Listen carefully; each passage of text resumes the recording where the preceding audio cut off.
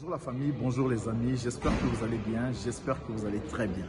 Comme nous l'avions énoncé il y a quelques jours, la vidéo d'aujourd'hui va focaliser son attention sur la discipline.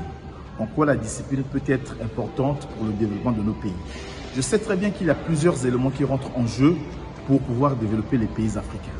Mais moi je pense que nous devons nous appuyer sur un pilier qui est très important, qui est la discipline.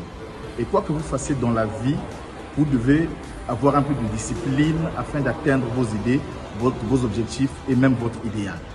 Vous savez, j'aimerais quand même à un certain moment que les Africains comprennent et réfléchissent sur les problèmes qui minent leur développement, notamment le sous-emploi, la misère, le chômage, les problèmes de maladie, la santé et même le manque d'infrastructures de qualité surtout.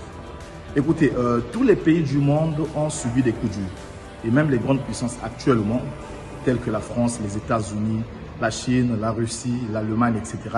Ces pays ont connu chacun d'eux une période sombre de leur histoire. Et ça, c'est une réalité. Mais ils se sont relevés grâce à une notion qui est très simple, la discipline. La discipline dans le travail, la discipline sur l'ensemble des lois permettant au bon fonctionnement d'une nation tout en respectant les textes écrits. Nous avons également la discipline dans les revenus financiers de l'État pour ne pas piller les caisses de l'État. Écoutez, il y a un pays en Afrique très peu connu que les médias occidentaux parlent très peu. C'est le cas du Botswana. Le Botswana est une référence mondiale en termes de démocratie. Le Botswana n'a jamais connu de coup d'État depuis son indépendance. Et le Botswana a une économie très stable depuis plus de 30 ans. Et c'est un pays qui trie, taille et vend son diamant sur place. Et donc c'est l'unique pays qui a su imposer cela à ses partenaires en Afrique.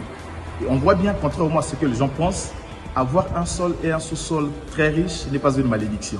Mais moi, je pense que le plus important, c'est de trouver la chance d'avoir des dirigeants compétents, sérieux, capables de défendre les intérêts de leur pays et des dirigeants surtout disciplinés.